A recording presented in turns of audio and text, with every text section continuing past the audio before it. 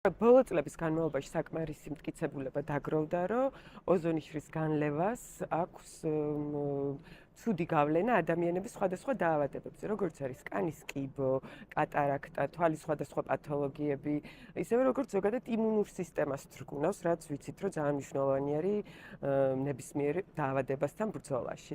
ამიტომ ამ მტკიცებულებების გააზრება და მედიის მეშვეობით ადამიანებამდე მიტანა, რომ ჯანმრთელობისთვის მნიშვნელოვანია, რომ ჩვენ ისეთი პრევენციული ღონისძიებებით დავკავდეთ, რომ თვითონ შრესაც დავიცავთ და ასევე ჩვენ ჯანმრთელობასაც არის ძალიან მნიშვნელოვანი. ამავდროულად მინდა ისიც აღვნიშნო, რომ ოზონის შრის განლევა ცუდად მოქმედებს თვითონ გარემოზეც, ხო? დღესაც ვისაუბრეთ ამაზე და თანამედროვე ბოლო 10 წლეულის განმავლობაში უკვე ძალიან ისეთი ინტენსიური დისკურსი არის სამეცნიერო წრეებში, რომ პლანეტის ჯანმრთელობა პირდაპირ კავშირში არის ადამიანის ჯანმრთელობასთან, ანუ პლანეტარული ჯანმრთელობა ესეთი ცნებაც არის. ამიტომ ეს პრევენციული ღონისძიებები და ეს ცნობიერების ამაღლება და გააზრებული ქცევა, როგორც ყოველდღიურ საყოფაცხოვრებო დონეზე, ისე საკუთარი ჯანმრთელობის კუთხით, გვიცავს ჩვენს მოწყვლად პოპულაციასაც, ასე ვთქვათ, და ჩვენ პლანეტას.